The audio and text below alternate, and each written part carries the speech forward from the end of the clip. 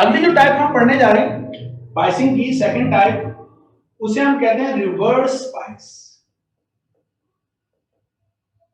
सो reverse bias basically क्या होता है, अगर इसी तरीके से मैं दोबारा डायोड बना लेता हूं और ये एन टाइप मटेरियल, ये पी टाइप मटेरियल, तो हम करते क्या है कि हम एन टाइप को बैटरी के पॉजिटिव से और पी टाइप को बैटरी के नेगेटिव से कनेक्ट कर देते हैं। सो रिवर्स में कनेक्ट कर दिया, पॉजिटिव को नेगेटिव से, नेगेटिव को पॉजिटिव से। This is called reverse bias. अच्छा, आपको पता है कि ऑलरेडी ये है मेरे पास कौन सी इलेक्ट्रिक फील्ड जो कि डायोड ने डेवलप की हुई है, this is E, develop by the potential barrier या डिफ्यूजन करंट की वजह से जो डेवलप हुई थी। बाकी अगर आप देखें तो ये पॉजिटिव टर्मिनल है और ये नेगेटिव टर्मिनल है, तो इलेक्ट्रिक फील्ड पॉजिटिव से नेगेटिव तरफ होती है। This is the electric field. ये कौन सी इलेक्ट्रिक फील्ड है, जिसे मैं कह रहा हूं एक्सटर्नल इलेक्ट्रिक फील्ड है। तो इस दफा डायोड की इलेक्ट्रिक फील्ड और हमारी जो एक्सटर्नल इलेक्ट्रिक फील्ड है वो दोनों पैरेलल हैं। तो इस पैरेलल की वजह से हुआ क्या कि वो डिप्लीशन लेयर जो पहले इतना था, वो डिप्लीशन लेयर यहां से बढ़कर यहां तक पहुंच गया। मेरी बात समझ रहे हो? इसको मैंने डॉटेड कर दिया।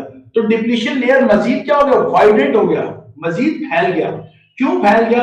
इसलिए कि इसने पॉजिटिव ने इन इलेक्ट्रॉन्स को अपनी तरफ अट्रैक्ट किया, इस नेगेटिव टर्मिनल ने होल जो कि पॉजिटिव है उसको अपनी तरफ अट्रैक्ट किया, तो डिप्लीशन लेयर मजीद वाइडेंट हो गई। सो वो जो एक्सटर्नल इलेक्ट्रिक फील्ड है और जो डायोड की डेवलप्ड इलेक्ट्रिक फील्ड है वो दोनों पैरेलल हैं। इसका मतलब है डिप्लीशन लेयर मजीद बढ़ेगी, और अगर डिप्लीशन लेयर बढ़ेगी तो थ्रू द मटेरियल, मटेरियल में से चार्जेस फ्लो नहीं करेंगे। So material will now behave like an insulator. देख रहे हैं आप, वी हैव कंस्ट्रक्टेड एक device and that device can sometimes behave like conductor and sometimes behave like an insulator. So एक ही डिवाइस है, कंडक्टर और इंसुलेटर की तरह बिहेव कर रही है, depend upon biasing, depend upon के how you are applying the potential, how you are connecting that device with the EMF source, with the battery. Okay, सो ये सबसे खास बात हमारे पास डायोड की है।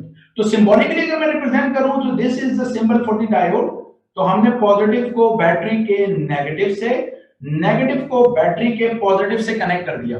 सो अब थ्रू द मटेरियल कोई करंट फ्लो नहीं कर रहा। इस चीज को हम कहते हैं कि ये किसकी तरह बिहेव कर रहा है, हमारे पास इंसुलेटर की तरह बिहेव कर रहा है। ठीक है, एंड दिस ये जो तमाम जो फ्लो ऑफ चार्जेस की हम बात कर रहे हैं, please be careful, keeping your mind this is the majority charge carrier. मैंने जब पी टाइप और एन टाइप मटेरियल बनाए थे, मैंने आपको बता दिया था कि जो मेजॉरिटी यानी जो एन टाइप मटेरियल है उसमें मेजॉरिटी जो चार्ज कैरियर वो इलेक्ट्रॉन है, पी टाइप में मेजॉरिटी चार्ज कैरियर होल्स है, लेकिन माइनॉरिटी कैरियर में मैंने आपको बताया था। तो ये बात भी समझने वाली है कि ये जो बाइसिंग है, this biasing is for the majority career.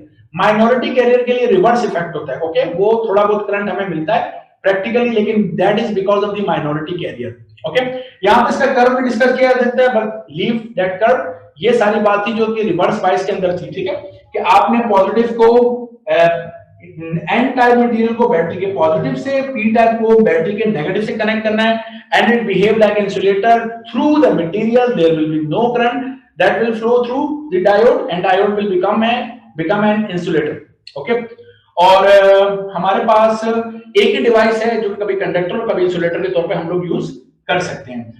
There is a limit, कि क्या लिमिट है जिस पर हम ये रिवर्स बायस अप्लाई कर सकते हैं। हर डायोड की एक रिवर्स बायसिंग की लिमिट होती है। If you cross that limit तो उसके बाद जो डिवाइस डिस्ट्रॉय हो जाती है। ऐसा नहीं है कि अगर मैं कहूं कि ये जो रिवर्स वोल्टेजेस है, अगर ये मैंने 5 वोल्ट के दिए तो हो सकता है इस डायोड की जो रेटिंग है उसके ऊपर लिखा हो कि आप मैक्सिमम 10 वोल्ट दे सकते हैं। तो मैंने अगर 5 वोल्ट से बढ़ाते बढ़ाते 10 वोल्ट कर दिए तो ओके, लेकिन अगर मैंने 15 वोल्ट कर दिए so that will be the last voltages जो कि मैं अप्लाई करूंगा रिवर्स में इस डायोड के क्रॉस। उसके बाद ये डायोड डिवाइस क्या हो जाएगी, डिस्ट्रॉय हो जाएगी। और इसमें जो हमने क्रिस्टल ज्योमेट्री चेंज की है, जो हमने ट्राइवेलेंट और पेंटावेलेंट से जो चीज क्रिएट की थी, डिफेक्ट इन द ज्योमेट्री, वो डिस्ट्रॉय हो जाती है। इसको वैसे डायोड की जबान में हम कहते हैं एवलांच ब्रेक डाउन। एवलांच होता है ना, वो जो बर्फ पहाड़ों पर एकदम से बर्फ फ्लो करती है और सब कुछ तबाह बर्बाद करती चली जाती है। So this is the terminology जो हमने वहां से ली है, उसको हमने डायोड में यूज किया, हम इसे कहते हैं एवलांच ब्रेक डाउन। तो जब भी आपने जो रिक्वायर्ड रिवर्स वोल्टेजेस की रेटिंग लिखी है उससे ज्यादा आपने जाने की कोशिश की तो आपकी डिवाइस ब्रेक डाउन हो जाएगी, डिवाइस खत्म हो जाएगी, और वो डिवाइस अब चाहे आप वोल्टेजेस हटा दें, अब किसी काम के लिए नहीं है, अब आपको नई डिवाइस यूज करनी पड़ेगी। ये भी एक अहम बात है जो याद रखनी चाहिए। अगर यहां तक ये भी समझ में आ गया तो थम अप, ताकि मैं आगे चलूं।